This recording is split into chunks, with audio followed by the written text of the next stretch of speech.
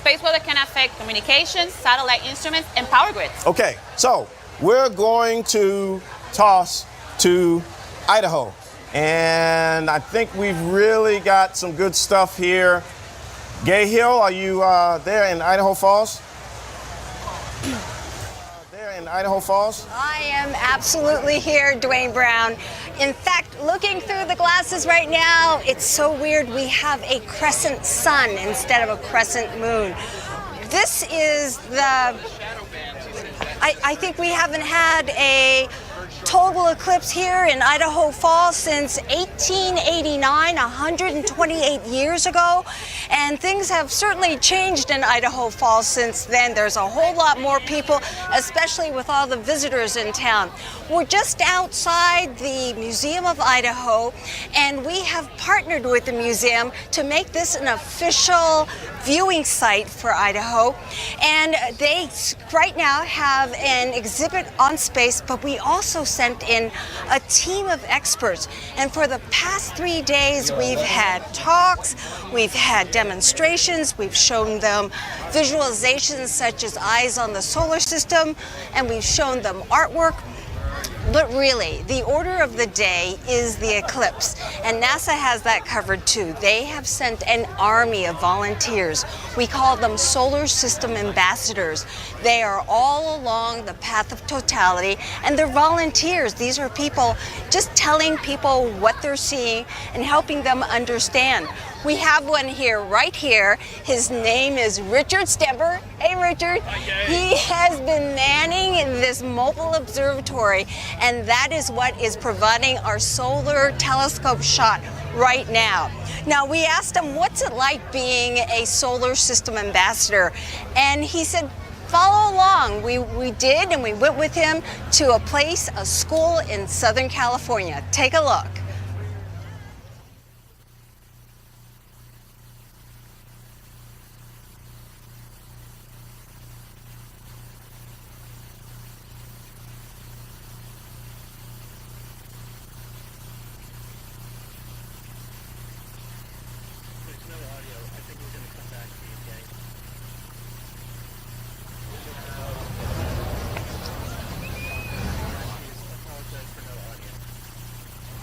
All right, we apologize. There is no audio on that video, but it talks about the solar system ambassadors. There are about 720 in the United States. They get special training from NASA. They learn all about the missions and about the science, and they basically go out to public events all over the country teaching them about NASA missions. If you would be interested in becoming a solar system ambassador yourself, you can. We have a website. Look it up, Solar System Ambassadors. It is a NASA website, and starting September 1 through the end of the month, you can sign up to be a solar system ambassador. So check it out on the web, Solar System Ambassador. With me now is Jim Green. Jim Green is the head of planetary science for NASA. He's in charge of all planetary missions and asteroids. This guy knows his stuff. Let's talk about this. Now, you see this eclipse that doesn't happen. It happens once in a lifetime. Wow. But as a scientist, you see it as an opportunity. Oh, absolutely. I mean, we're getting the eerie feeling right now, but when we launch balloons, and there'll be 57 balloons along the path, 30 of which are going to have a planetary experiment on them. And we have video of this. Now, just a few days ago, we had a crew here. They did a test launch for us, and they sent up an imaginary payload for us just to see how it all works. You have actual scientific experiments going up. We do. We have a bacillus. It's a harmless bacteria. We have on 30 balloons 2 coupons where the bacteria will be sprayed. One will stay on the ground, one will be affixed to the balloon. It then will go up to 100,000 feet above the ozone. So the ultraviolet light, also blocked a little bit by the moon, is just like Mars. In addition to that, the temperature and pressure will be just like Mars. So when the balloon goes up higher and bursts, comes down, We'll retrieve that coupon off the balloon, match it with the one on the ground, and then we'll see how many survive. Now, why is that information so critical for Mars research? Well, this bacteria is pretty much everywhere. It's very hardy, and it probably has made its way to Mars, perhaps even on our rovers. And I would like to know if that environment is so harsh that it would eliminate that bacteria or not. All right. I'm being selfish. I have never seen a total eclipse. And I'm sorry, I would love to talk to all of you people, but I want to put on my glasses too and take a look. Can we continue this conversation? I have to do this too. All right, and watch, and we can talk. All right, so what we a little sliver. Just a little sliver of the sun right now. And let's talk about this. Why is this so rare? Well, you know, the plane of the moon relative to the Earth sun line is tilted by 5 degrees. And so there's only 2 places where the moon and the Earth and sun are on that same line. And that's why every 18 months or so we get an eclipse. The shadow is 1 minute out of Idaho Falls. 1 minute away. Wow. Crowd is getting excited. Wow. It's already so eerie. Wow, it just got dark all around us. And you can feel the temperature getting colder Oh, here. yeah. The winds are really picking up. You know, this dark area, the winds are just flowing in. Oh, you can, it's just a tiny, tiny sliver right now.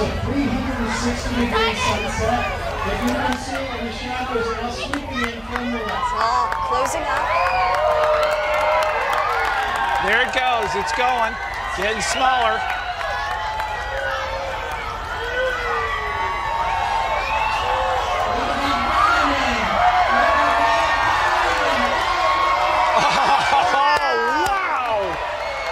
Oh my gosh. Oh, look at the ray structure. You can't get that on film. There's Venus. Oh wow. There's Venus. Oh, wow. Wow.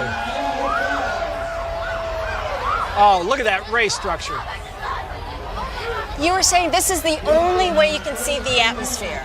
Yeah, that lower part of the corona is really even hard from space to see. Wow. Wow.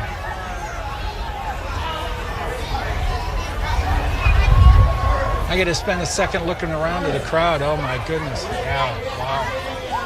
Wow. We should turn off the lights.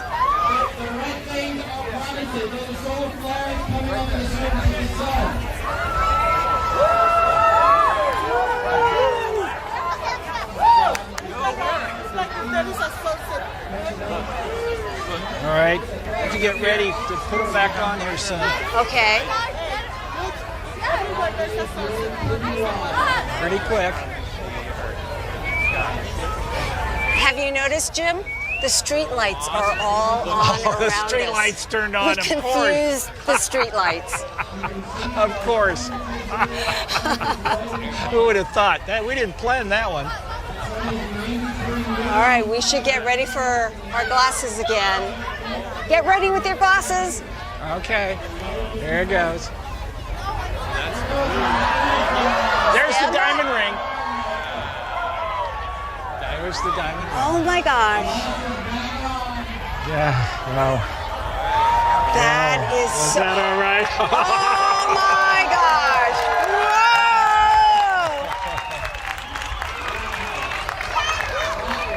Whoa! Oh, that's brilliant. All right. Wow. Okay, glasses back on. Too brief. Too brief. Too brief. Okay. We're going to have to wrap this up pretty soon, Jim. That was incredible. Way too brief.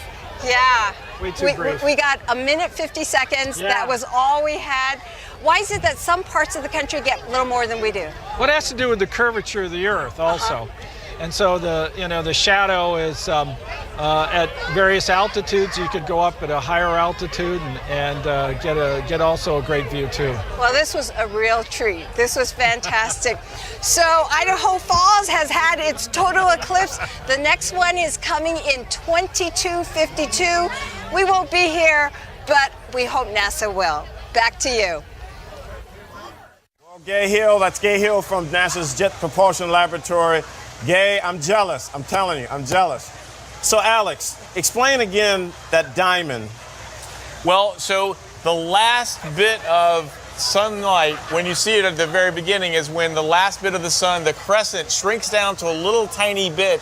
And at the same time, you can see a ring of the corona around it, so that makes the ring, and then that bright bit of crescent gives you the diamond. So when it reappears, you get the same thing. The last bit of corona is a ring.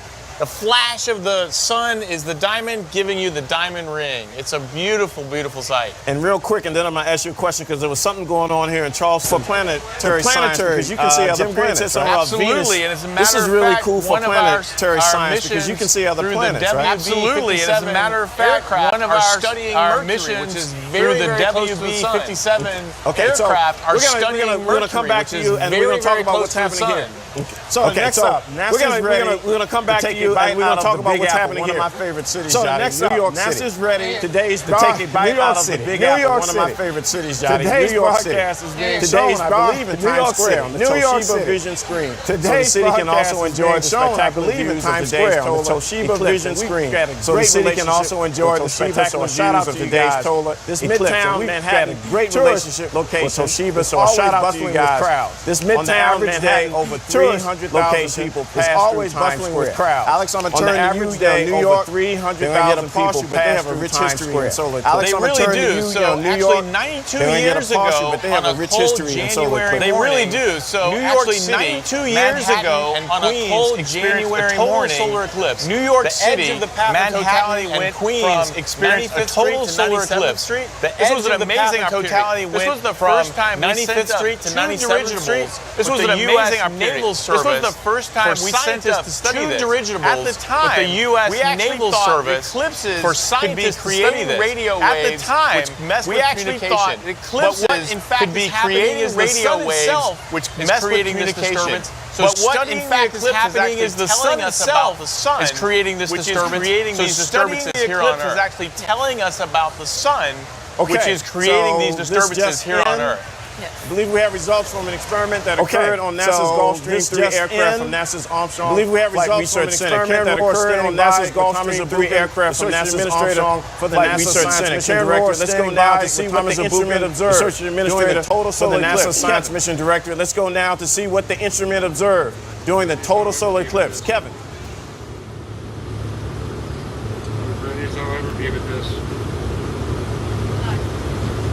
And we're back here at the G3 up over the Pacific Ocean off the coast of Oregon. It was amazing. We're back here at the G3 up over the Pacific Ocean off the coast of Oregon. It was amazing. I saw it for the first time. It was for me, like, you know, I have 25 years I did research on the corona. I saw it for the first time. It was my first eclipse. Was it your first eclipse? My first eclipse as well. The shape of the corona. You know, I saw the models. I showed the model. It was remarkably similar. The shape of the corona. You know, I saw the models. I showed the model. It was remarkably similar. You know, I saw these streamers, these magnetic structures look for the coming out like glows in specific directions. The other one like we expected. So I'll look for the analysis before we claim victory, of course. And just the other one is that spectrograph view, Mike, you know, ran, you know, disappeared behind the moon. And just before, of course, is spreading out the light. The sun, in all its disappeared behind the moon. That spectrograph, of course, is spreading out the light in all its colors. You see those? Specific kind of lines that pop up between the green and the red. Specific kind of lines that pop up between the green and the red. We didn't know we had helium here. It was a new element. Remember, that's how it was discovered. Helium. We didn't know we had helium here. It was a new element. The red is iron. Then over there in the red, telling us that hey, this atmosphere is green. The red is iron. Iron, really hot iron. It's another line. Red. This atmosphere is really hot. And then a little bit over, it's another line, red. What is that? Well, it's hydrogen. Well, so even though it's really hot up there and only 1 in a million or 10 of million particles are neutral, it's still visible in that one shot that you saw. So Robert back to you here, back on Earth. What did you feel like? How did you see this occur? Yeah, so it was fascinating to watch actually the shadow or the path of totality underneath us. We're at 35,000 feet, and you could see at totality, you could actually see the darkness down on the ground. And you could look north and south and see where it wasn't completely dark. And as we kept going, you could just watch that darkness move. It was almost like a thunderstorm moving across the plains, but it was all the darkness, and it was just stunning to me to see that. So really, really good stuff, and I wasn't expecting that. And of course, the eclipse itself was beautiful, but seeing what happened down on the ground level of Earth from 35,000 feet was amazing. I just got to tell you, the team on this plane and the team all the way around this country is just doing a fantastic job. I wish you could have seen the folks here working to make sure we got the data that Thomas showed, some fantastic images we've already looked at that I can't wait to share with everybody and for everybody to see. But really exciting to watch this team work, and the pilots did a great job. We had a little bit of a challenge right at the time of when we needed to be best, but they did a great job recovering from that, and then kept us on path all the way through. So anyway, so thank you guys. Remember to put your glasses on for those of you who hadn't seen it yet, and we'll talk to you soon. Fantastic stuff. And if you just tuned in here, you're watching Through the Eyes of NASA, NASA television. We have the best views of the solar eclipse today and coming later in the show. You don't want to miss this, the International Space Station live. Now, next up, let's visit a working farm at Austin Peay State University in Clarksville, Tennessee. Agricultural observations and solar eclipse viewing activities are underway, including high-altitude balloon launches and painting cows. Painting cows? What? Okay, all right. So now let's go to the NASA Marshall Space Flight Center. Chris Blair standing by. Humans are naturally excited about the solar eclipse, but one thing we've learned on this working agricultural farm is that animals can as well. But more on that in a moment, as right now we're getting ready to do a live scientific balloon launch. And joining us to tell us more is Dominic Critchlow from Austin Peay State University. Thanks for joining us. We appreciate it. So tell the crowd and our audience a little bit about the scientific payload you have on board. Yeah, thank you for having me. Today we're flying some still image equipment, and we're going to be taking images of the ground in different wavelengths.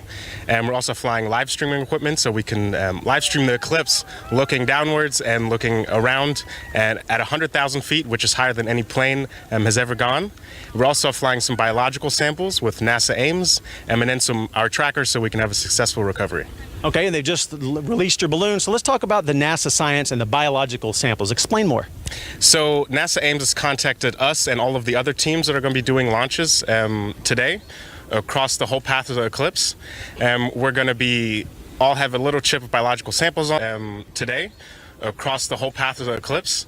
We're going to all have a little chip of biological samples on there that are going to go up in the stratosphere, which is a similar atmosphere as we would see on the Martian surface. So we're doing some Martian studies, which is really interesting and cool. We are very excited about that. And so also, how many balloon releases are you planning on doing this today or this weekend?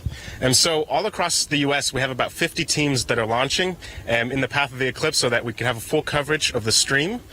And on the site today, we have 3 launches from 3 different universities, and we're just really excited to be here, and hopefully all successful launches. All right, so finally, these balloons do go up and they come back down. And so what's some advice if anyone finds one of these payloads out and about across the country? What's a tip you would tell them? If you find it, leave it there. Maybe take a picture, because it's kind of cool to see something land in your backyard from research. And please don't touch it. We'll be there soon to pick it up. If you have to move it, let us know, and we'll just be there to recover it. Awesome. Thanks. We appreciate your time. Thank you. Appreciate it. Okay, so yesterday we had a chance to catch up with some serious students, albeit a little younger, but serious about doing real-world science nonetheless. And here to tell us more is my good friend and colleague, Mitzi Adams from NASA's Marshall Space Flight Center in Huntsville, Alabama. Mitzi, thanks for joining us. We appreciate it. So tell us about the science that these high school students are working on. Well, the students are actually working on some atmospheric science experiments. They're doing animal study experiments, and they're helping us observe the sun in various wavelengths of light. And these students aren't just from the Clarksville area. I understand they're all around the country, if not perhaps the globe. The students are from the U.S. Space and Rocket Center, and yes, they are from all around the globe. And they're actually from the Inspire project as well. They're participating in VLF radio noise experiments, and those folks are from Washington, D.C. All right, excellent. So you mentioned the Space and Rocket Center, Space Camp. That's the official visitor center for NASA's Marshall Space Flight Center. Feel free, if you're in northern Alabama, to come and see us. They do a great job of representing a past, future, and present history of NASA. So any parting words? Well, you know, in the words of Frank Reynolds, I'd like for us to remember for the next American eclipse in 2024, let the shadow of the moon fall on an Earth at peace. Very poetically done. We appreciate it. All right, so up next is, as promised, our Animal Lovers segment. And so here on the agricultural farm, students are studying a really cool STEM field. So it's conservation management, it's veterinary medicine, animal biology, and so they're interested in animal behavior. And so joining us is Dr. Donald Sudbrink, head of the Ag Department here at Austin Peay State University. And so it's not cow tipping, it's cow painting, correct? Yes. We had to paint the cows that are in this study to see what sort of things that they would do so we could record the individual animals so we could see what behaviors that they were exhibiting. So we saw the cows, and the students were involved with that Mitzi just spoke about. And we're also talking about cricket behavior and cricket observations. Yeah. Yes. Well, we're also talking about crickets. I'm an entomologist by training, and crickets generally chirp at night. So we're going to get a chance to see a series of isolated males and see what they do when the sun goes out. Okay, excellent. We're glad you all are doing this kind of observational research. Really appreciate your time. Thank you. Thanks a lot. So, and speaking of time, it's almost time for us, everyone here at Austin Peay State University, to actually watch the solar eclipse. So let's go back live for continuing coverage of NASA's eclipse across America from Charleston. Okay, so Yadi, I wonder if the milk tastes better when you paint the cows. I don't think so. I don't think so. All right, let's go to social media. We've been in the show here, and I know it's a buzz. So over to John Yurbrick for social media update. Yeah, last time I looked, Dwayne, there were 2.1 million people looking online on our website, on our 1.2 on our live stream. So it's a huge conversation, and Solar Eclipse 2017 is still trending #1 on Twitter. So it's been huge. Can we go to the first slide here that I've got up? This right here is an amazing photo. Sometimes they say you have to be at the right place at the right time. This is taken by one of our NASA photographers, Bill Ingalls, out in Washington. And he captured, it's hard to see here in this pic, but he captured the International Space Station transiting the sun during the partial eclipse there in Washington. Pretty amazing. You kind of have to look closely. We'll also be putting these images up online if you want to see them. But one of those little dots there is the International Space Station traveling at 17,500 miles per hour. Here's another one from our photographer in Wyoming. Same concept, capture the space station. We knew exactly when the space station was going to be flying, what its orbit was, and when it was going to cross the sun. And look here, it's just an amazing sight. I'm really proud of our photographers for getting these shots and proactively trying to get something that no one else probably has and thinking through and getting this great image. So let's take a few questions from social media. I want to remind our viewers at home that you can ask questions to us here on the set and on social media with the hashtag Eclipse 2017. So why don't we bring it back here to the stage? First question is from Twitter. What if we wear sunglasses instead of eclipse glasses? Will we actually be able to see the eclipse? The sunglasses help? Does it give you any sort of protection? No, that's definitely a no-no. You should not wear sunglasses, normal sunglasses. Always wear the actual sunglasses that are made for solar viewing, like the ones that I'm having here right now in my hand. And if you don't have the sunglasses, you never look directly at the sun. You look like you do an indirect projection of that eclipse. Never look at the sun without the proper safety.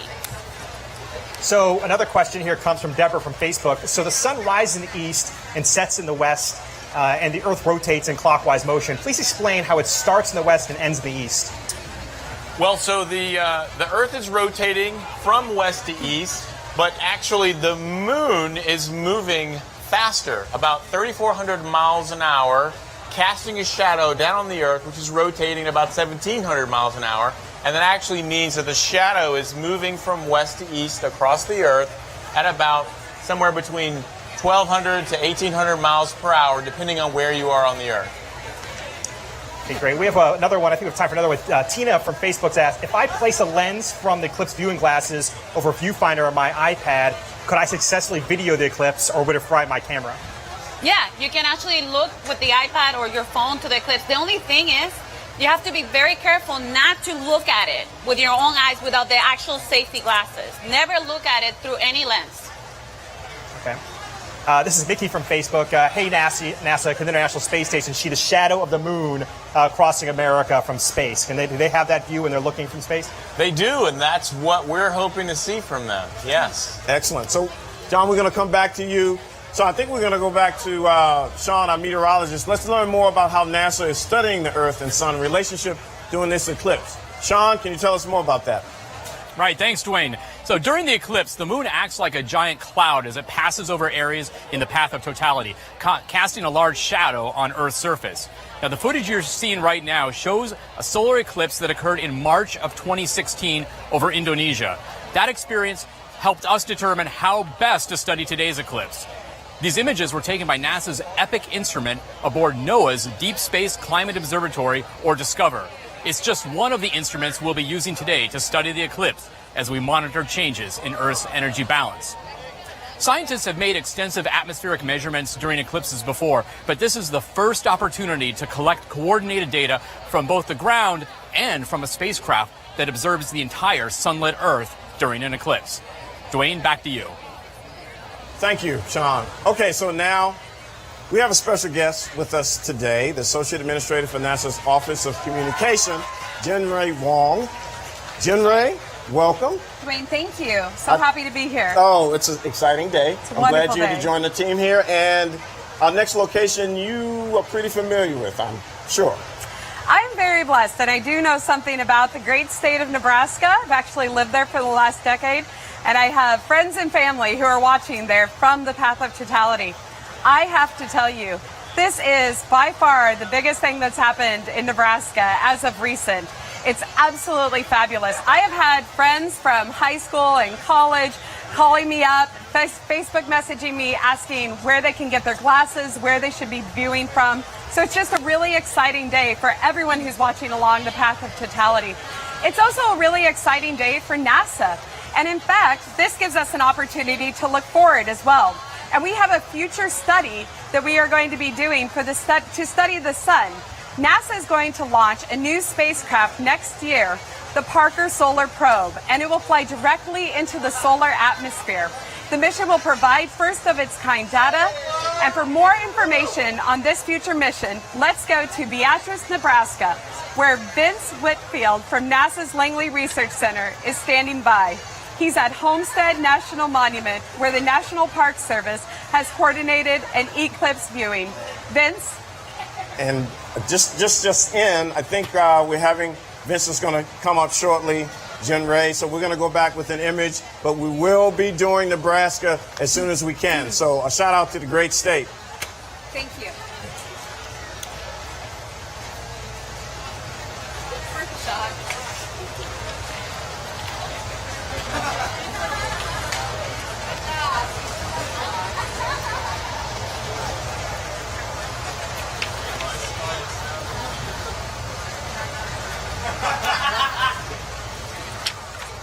Okay, folks, Jody and Alex, this is a different view here. What are we seeing, Alex? Well, so we're looking at a different wavelength of visible light. It's called calcium K. So this is light that's produced by excited calcium.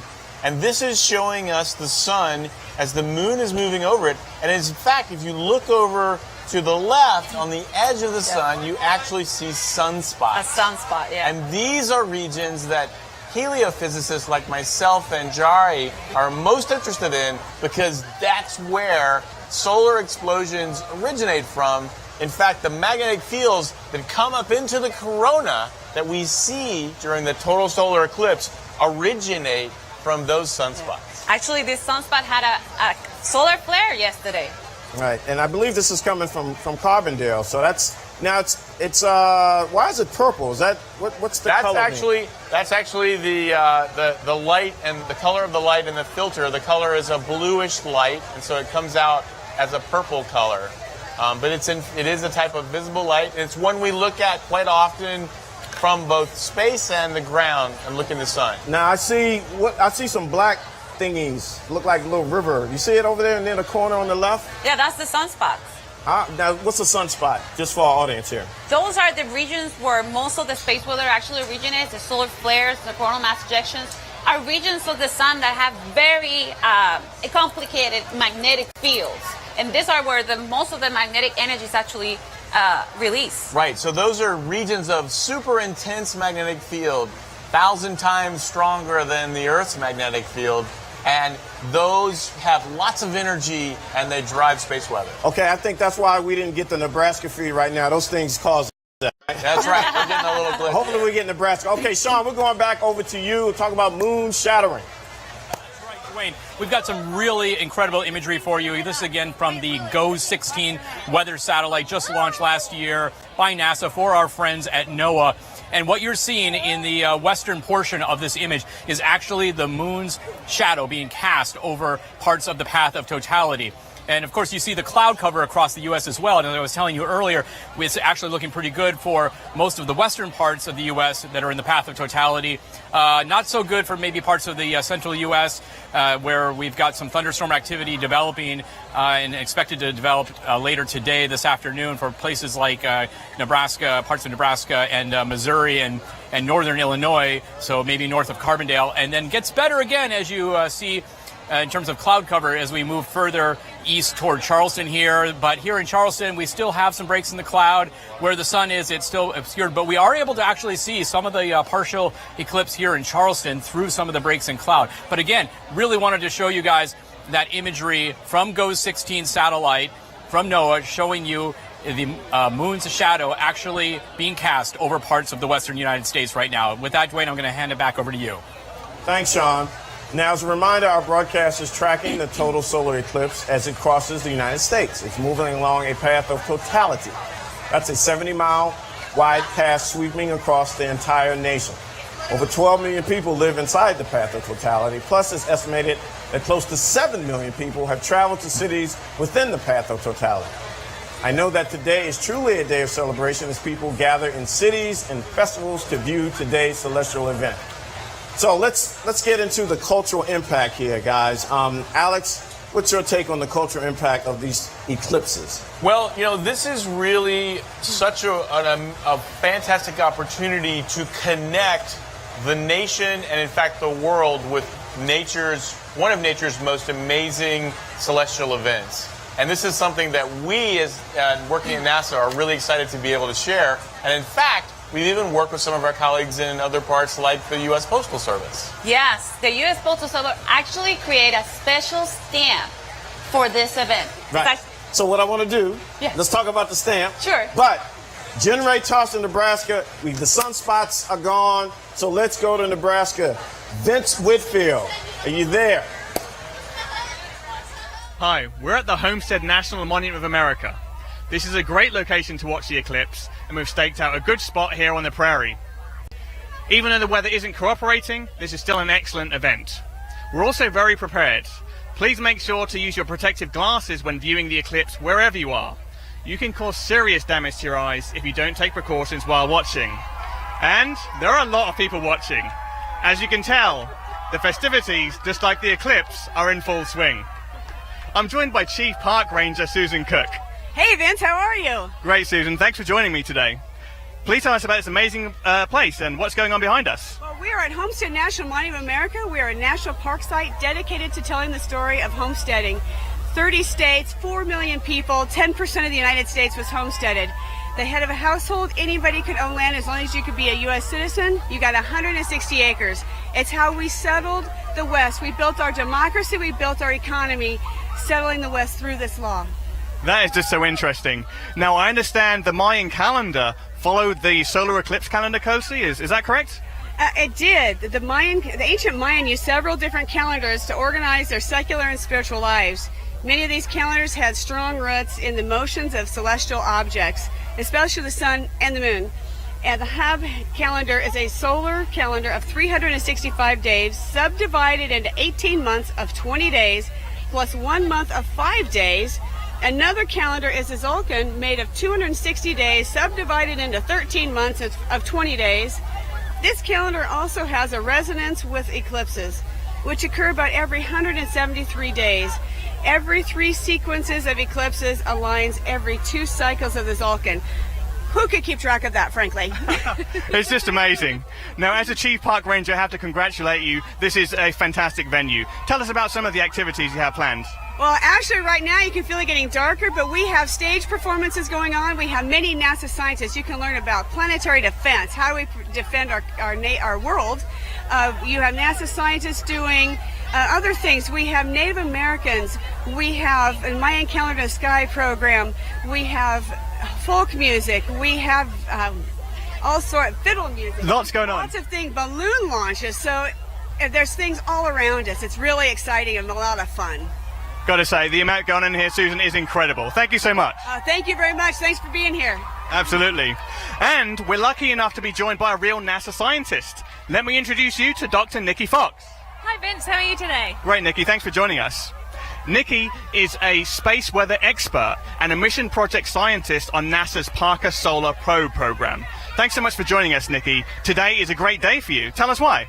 Well, today I'm really excited. This is my first ever solar eclipse, and it's the only chance that we can see the corona with our naked eye. And I'm particularly excited because I'm working on NASA's Parker Solar Probe mission, and we are going to fly into the corona. So if the clouds part here, you'll be able to see where our mission is flying. That's just incredible. Now, how close will you get to the sun? We will get to within 4 million miles, and I know that doesn't sound terribly close, but if I put the Earth and the sun apart on a football field, then we would be at the 4-yard line. That's just amazing. Now, for you watching at home, that's kind of like traveling from Washington, D.C. to Philadelphia in about 1 second. Just incredible speeds. Now, how can you be so close to the sun and not burn up? So we have a wonderful heat shield, but we also, the technology, it's been 60 years since this mission was first thought of, and it's only now that technology has caught up with our dreams. That's just amazing. Now, it looks like we're coming up to the moment of totality here on the prairie. What are some of the things we should be looking for? So if it clears, you should see a beautiful corona, and that it looks like a pearly, hazy crown around the sun. And in fact, it's called a corona because that's Latin for crown. And then as it's going beautifully dark here, it's becoming twilight. You hear everyone going crazy here. You should be able to start seeing stars, and we can actually see 4 planets. This time you should see Jupiter, Mercury, Mars, and Venus all in this night sky during the day. So it's just an amazing, amazing experience.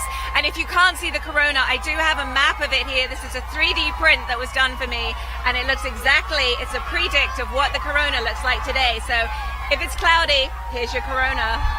Now, it looks like the moment of totality is upon us. Let's just let the guys at home have a few moments to take in the sights and sounds of the crowd as totality happens on the prairie. Wow. And you can see the corona, and I may cry, but you can see the corona. So now you're seeing this wonderful hazy atmosphere. I don't need my glasses now, Vince, because we are in totality. Wow. And so this is the only time that it's safe to look. But right now you can see that hazy ring. That is the chromosphere. It is looking a little bit sort of reddish. And you just see there's those red wisps are little prominences that are coming away from the sun. Wow. Unfortunately, we can't quite see the stars yet because of the clouds. But my goodness, you can see the corona, and that is an absolutely incredible, incredible sight.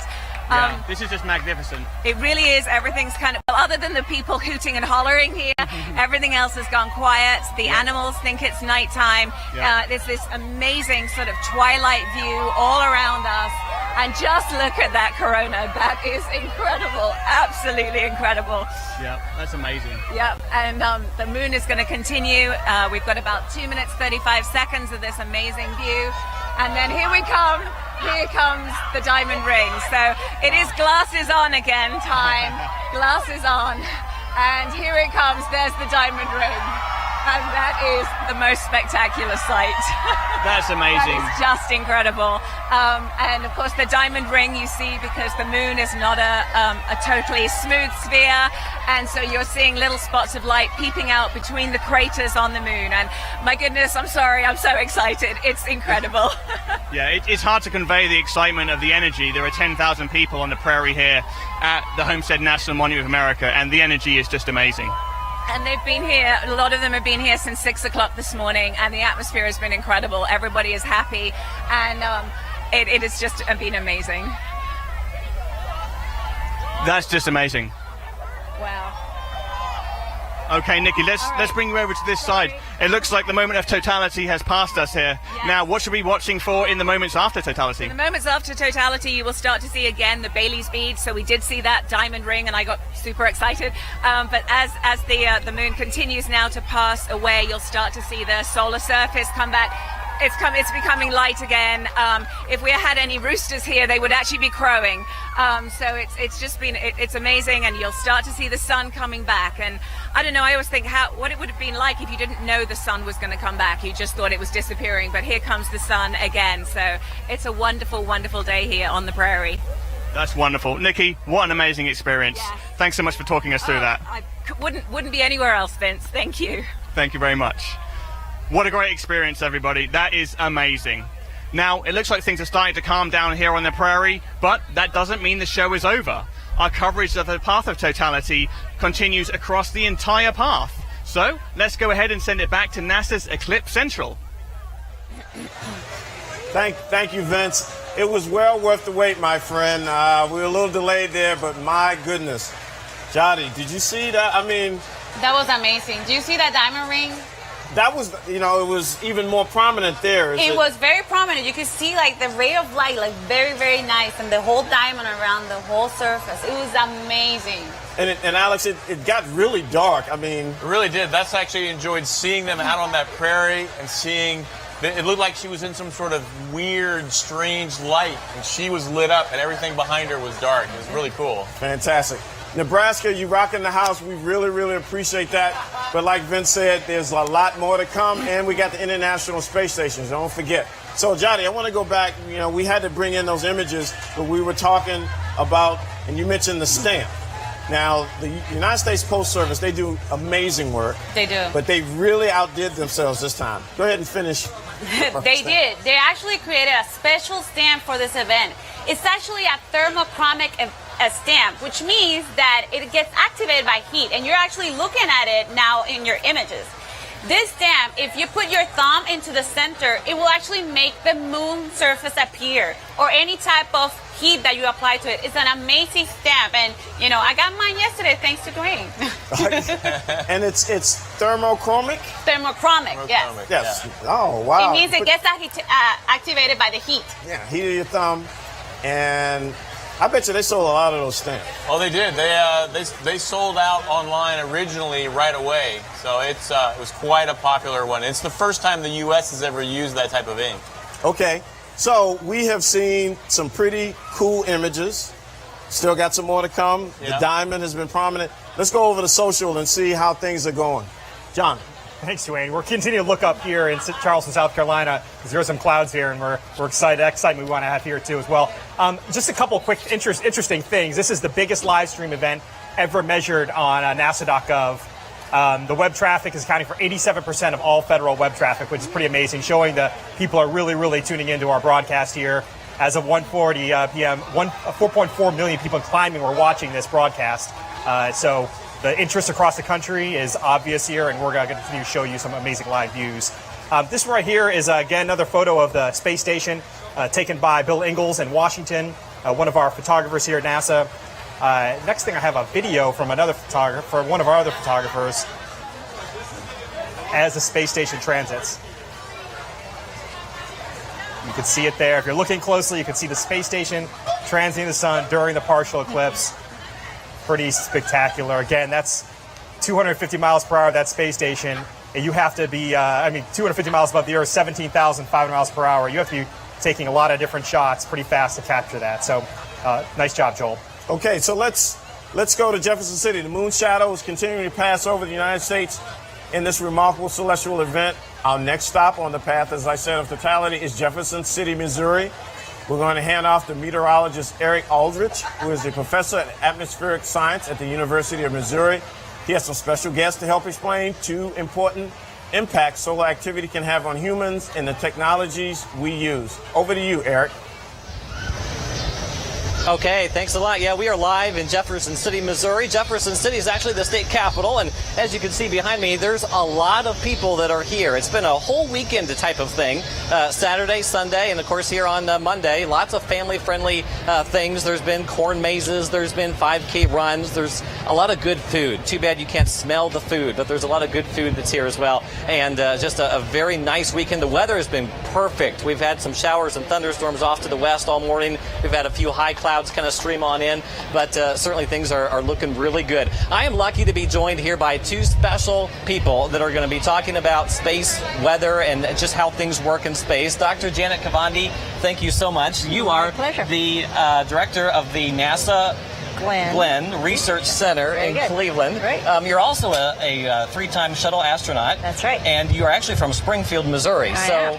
Welcome home. Thank you. It's great to be back. Well, great. Yeah. So now, we've been talking a lot about safety, and obviously you don't want to look right up at the sun.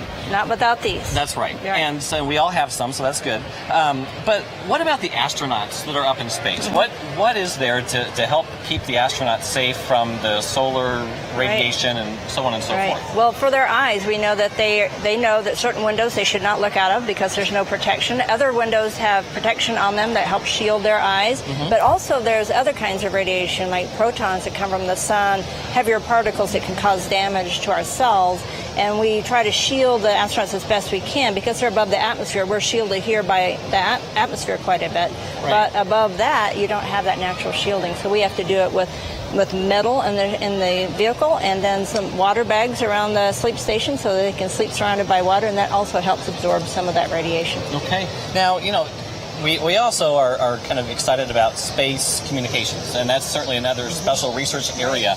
And so also with me here today is Dr. Tamitha Skov. Now, you're from the Aerospace Corporation in Los Angeles, so welcome to Central Missouri. Thank you. Now, you're also a space meteorologist, and you are also referred to as the space weather woman. I am. Right? So I've been intrigued by this.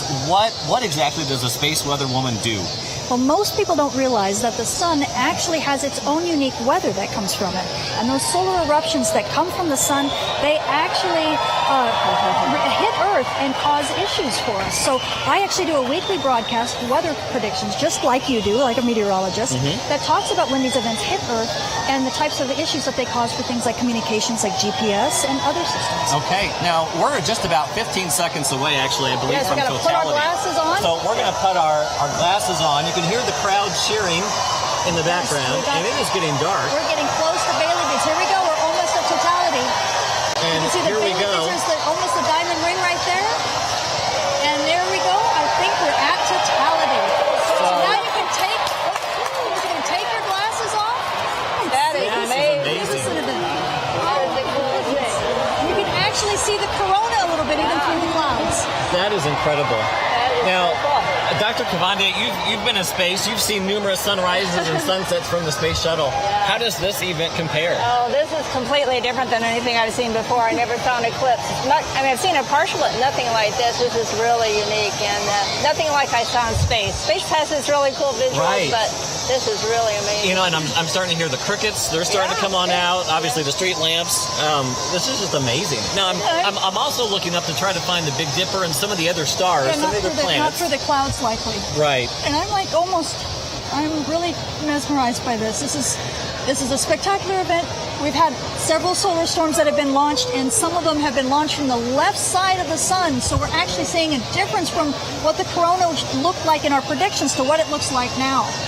And then on top of that, we have ham radio operators all over the state right now who are making contacts that they haven't been able to make because the upper atmosphere is just all turbulent right now, and it affects the communication signals. So we've got GPS operators and ham radio operators doing a ton of science, and it's just it's overwhelming. This is amazing. Now, my team of atmospheric science researchers from the University of Missouri, they are actually sending up weather balloons here this afternoon to try to figure out how the weather is changing at certain height levels. And actually, here's a map of the solar radiation throughout the state of Missouri, and you can kind of see how much solar radiation is hitting the surface of the Earth here in Missouri. Just interesting. This is amazing. It is. You can tell the crowd is just mesmerized. This is so cool. And you can even see the dips and the valleys, as you can see little areas of the sun where it's shining through more. Right, and those create the Bailey beads that we see as we get out of totality, which is coming up here pretty soon. Right. Not quite yet, though. Yeah, I think we come out of totality at 1:15:35 local time, and so we just have a few more seconds of that. It's absolutely an amazing event, and again, we're so lucky that some of these high clouds were able to kind of fall apart, kind of fall apart a little bit, so we could experience this. For us, yes, and I can't believe we can actually see the corona through the clouds. Great. Okay, Yeah. that's the air horn. We're coming out of totality. We're going to have to end up going. So we need to put our safety In just a glasses minute. back. There we go. Put your Bailey beads. There we go. We got to put the glasses back on. Oh my goodness. So as you can see, we're coming out of totality here in Jefferson City, Missouri. Ladies, thank you so much for experiencing this with me. Thank you. Quite an experience. Thank Yes, you very it was. much. Thank you. So everyone's excited here in Jefferson City, Missouri. The sun's starting to come out a little bit. We're going to go ahead and send it back to Charleston. We should have stayed. Thanks, Eric. Yadi, wow. It's an amazing, like, I get goosebumps every time I see this. And so I cannot imagine how it's going to be, you know, when we actually see it here in South Carolina. I mean, so Alex, you know, I'm speechless, man. I mean, as a scientist, you gotta like love this stuff, oh right? My God, and it's so great to hear them. I mean, I love hearing an experienced astronaut talk about how overwhelming it is, given the amazing things that she has seen, but also to hear my colleague Tamitha Scove, who is also a heliophysicist and a space weather expert. I can hear the excitement in her voice. I mean, it's palpable. It's just great. Okay, so check this out, guys. I mean, I think things are going so smooth. We're going to go to another image right now from Hopkinsville. Brian Massey out there from Marshall Space Flight Center. What's going on? You got some action there. From Hopkinsville. There it is. That's beautiful. They're getting close. Now, it's yellow. Is that, we had purple, does that mean something there? Well, the previous one we saw that was purple was calcium K. It was a blue kind of light. This is actually more of a white light, continuous. Yeah. But the thing to remember is sometimes the different filters you use will change the color just a little bit. But what we're seeing here is really more visible, broader spectrum white light. Okay. White light. Let me, John, you got to have some cool stuff on social media. This is a good question, guys. Mark from Facebook's asking, and this is what really applies right now. When observing the moon at night, I see it proceed from eastern to western horizon, much like the sun does. How come the solar eclipse is traveling from west to east across the U.S.? Well, again, that's because when we're looking at the moonrise, that's actually because of our location on the Earth and the fact that the Earth is rotating from west to east. The same reason that the sun rises in the east and sets in the west. But the moon itself is moving in the same direction the Earth is rotating, and it's casting that shadow down on the Earth, and that is moving in the direction that both the moon is orbiting and the Earth is rotating. So from west to east. Okay, so the total eclipse has now passed over half the country. It's currently over Illinois, and I think we're going to have some views coming up shortly. But what I really want to do here, guys, is this has been really incredible. I want to give a shout out to the College of Charleston. Make some noise.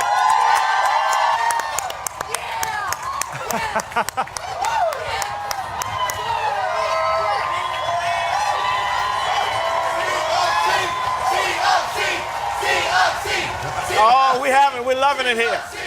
So now we've got live video coming to us from Hopkinsville, Kentucky. It's a small town that's known for southern hospitality, like Charleston, and it's also a prime spot for viewing this total solar eclipse. Hopkinsville is the city with the longest duration of the total solar eclipse, for a total of 2 minutes and 40 seconds of totality. NASA's Marshall Space Flight Center, Brian Massey, I'm so excited. What you got, man? Dwayne, we're just as excited as you are. We are here in Eclipseville. Say hello, everybody. Oh, we're having a great time. I'm surrounded by 1,000 1,000 of my best friends. We're getting ready. It's starting to get a little darker already. We're also joined here by NASA Marshall planetary scientist Renee Weber. Renee, thanks for joining us. Thanks. It's really great to be here. I just want to say thank you to the city of Hopkinsville for having us out on this beautiful farm in Kentucky, and we're just all really excited. Yeah, definitely. It's a lot of fun. The light's starting to fade, and the excitement's getting bigger. We are at the point of greatest eclipse here at Hopkinsville. Renee, tell us a little bit, what's the significance of that? Well, the point of greatest eclipse is actually a point in time when the axis of the moon's shadow is pointed most directly towards the center of the Earth. Great. So we are at the point on the surface of the Earth where that time occurs. Exactly. The shadow will actually be more circular here than anywhere else in the country, correct? That's right. And it's getting really dim, and we are just so close. It's incredible. Yeah, this is amazing. We can't wait to break out in the darkness. We've got our glasses out. We've been looking up at it. You can see now on the screen our live telescope view, and this is just amazing. Everybody is really enjoying it. We've got people from all over Kentucky, people from all over the world have joined us here, as this is Eclipseville, USA, and we are just a few minutes away from total totality.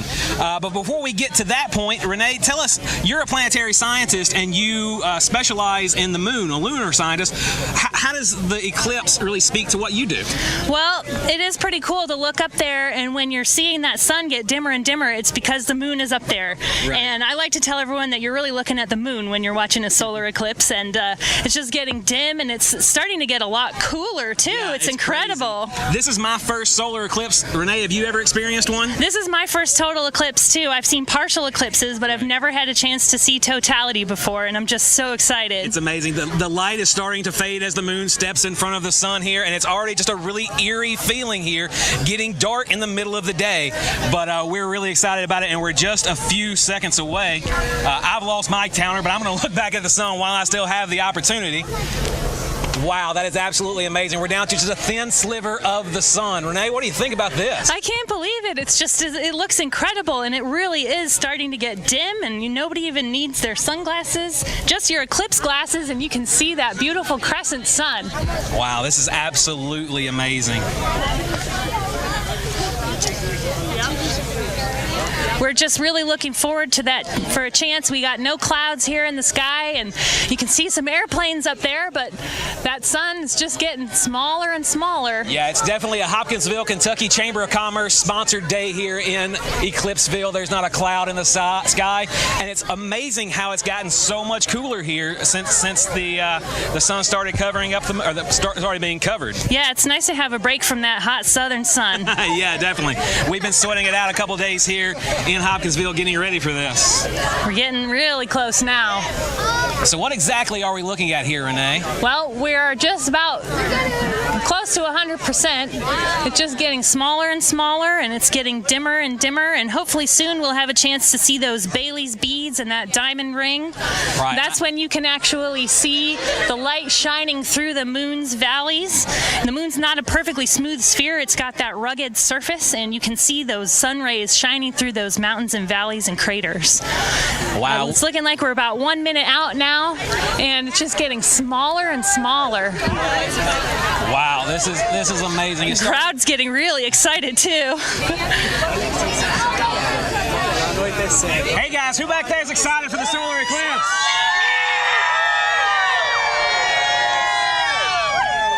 Wow, it's getting closer. Wow. It's just getting really close to nighttime. It's incredible. It's like very dim. Definitely it feels like dawn or dusk here in Hopkinsville right now as it's getting closer. Come on!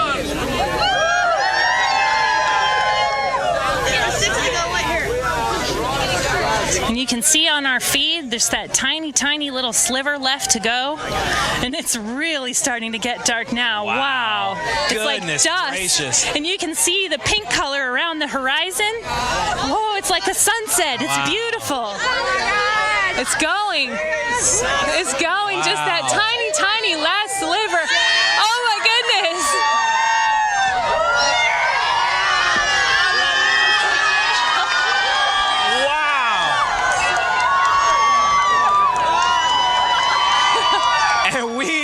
in total solar eclipse, and this is absolutely breathtaking. Yeah, you can see the corona, that beautiful white wispy crown coming out from the sun in all directions.